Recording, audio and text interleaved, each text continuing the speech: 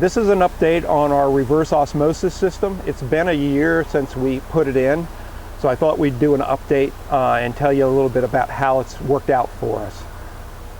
This is the system. The water comes in from the top here.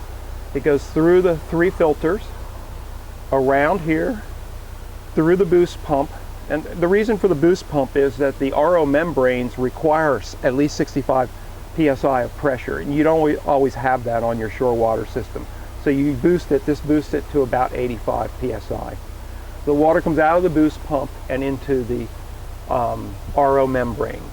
It goes from this membrane around through to this membrane and then out to the gray water tank. Okay, this valve here is a bypass valve. Purpose of the bypass valve, and I added this after we put the initial system in. The purpose of the bypass valve is to clean these filters.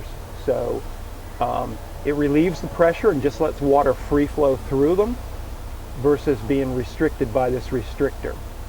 And that flushes all the bad stuff out of the filters and allows them to last longer, and you get more water output from them. So after it comes out of here, it goes to the gray water tank. As you can see, it's marked gray water tank. Since the initial installation of the system, I did add some gauges. The purpose of the gauges is for me to know how my filters are doing. I want to know the water coming in from shore, and I want to know the water coming out of the filters. If there's a big differential between them, then I know the filters need either replacing or updating in some way. Typically what will happen is this first filter will get blocked up before these 2 filters. So knowing that you're getting a pressure drop in here, you can replace just this filter instead of just guessing and replacing them all, because they do cost a few bucks. They want to minimize filter replacement unnecessarily. The other thing that's been added is this meter. This meter tells me what the water is coming in and the water going out. So as you can see here, the water coming in is 242 parts per million, and the water going out is 6. Actually, we're not processing water now, so that's off a little. Normally this is 0 going out or 1. So that's how well the filter is working. Using this, you can tell when your membranes are not performing. You know, if you're not getting it down close to 0, then your membranes have an issue, and you either have to clean them or replace them. But they shouldn't have to be replaced within the first 2 or 3 years in an RV use.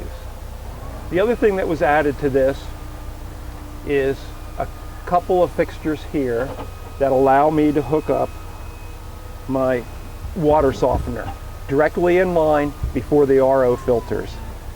The reason to do that is not a functional reason, but if you have really, really hard water, you could hook this in line and pre-soften the water before it hits the RO membranes. That means the RO membranes don't work as hard. So it will prolong the life of the RO membranes. I don't use that unless the water is up around 400 or 500 parts per million, and then it's beneficial. The other thing that we have, which was part of the original system, is a specific kitchen filter. When the water's coming out of the tank, the freshwater tank where it's stored, the processed water, it goes through here before it hits the kitchen. That's the dishwasher, the sink, and the refrigerator. There's also another filter in the refrigerator. We have a residential refrigerator, and there's a filter in there. The purpose of this filter is to impart a little more flavor back into the water. As some of you may know, the RO process makes the water taste a little flat. There's just no flavor to it. This imports a little flavor back in. It actually does a very good job. Because this filter's not working very hard, we haven't had to change it yet, and it's been a year.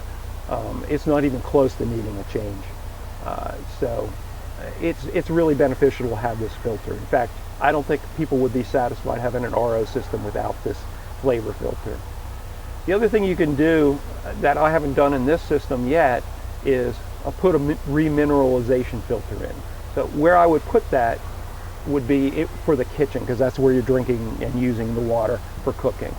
A remineralization filter will put some mineral content back into the water. You've taken it out here, In some cases, you want some minerals back in the water, but at a very low level. Sounds kind of silly to take it out and then put it back in, but when you put it back in, you can control it better than you can just taking water from any source. You could also put a UV lamp here, and this is set up, and I have a power supply, so I could put a UV lamp. And New Horizons is putting in UV lamps instead of RO membranes with this 3-filter pack, so you can have it the way you want it. If you don't want to process the water and store it in your fresh tank, but you want a guarantee of safe water, you can put a UV lamp here, and that will process all of the water in your system before you drink it or use it. It's a little bit wasteful in the sense that you're taking a shower in UV water, but you can't really split it up very well. In my case, I would put it up here and just UV the water that we were going to drink. So that's an update on the system. It's worked very well. We love the system. It does exactly what we predicted it would do. We have no minerals in the rig at all. All of our fixtures are mineral free. There's no crust around them. Our clear glass shower walls are crystal clear. You never have to wash them. Danielle will say that, well, she washes them sometimes, but the reality is that if you just scrub them down once a month with a sponge while you're taking a shower, that's all you have to do. And you really don't even have to do that. So the system has worked incredibly well. You are running off your pump all the time because you're using water out of your freshwater tank. So you will hear your pump running when you're using water. Some people find that annoying, but the pump in the New Horizons is down here behind this door, and it's got enough sound buffering that although you can hear it, it's not annoying, and it really is pretty quiet. So it's worked out very well, and I highly recommend it. If you don't put a whole house system in, at least put in an RO system at point of use, typically under your kitchen sink. That way you don't have to buy bottled water. You can drink that water safely, and it really does make for a nice function. We had that in our 2012 New Horizons, and it worked so well that we decided to do the whole house RO system, mainly because I was annoyed at having to change toilet seals. Getting mineral water on the toilet seals, it builds up over time, and you're always fighting that battle if you're in any hard water situation, which most of the country has hard water of some sort, some degree. The Southwest has very hard water. So, instead of fighting the toilet seal problem, now we can just ignore the whole thing. Everything works great. So I highly recommend an RO system of some sort. How far you go depends on you and what your needs are.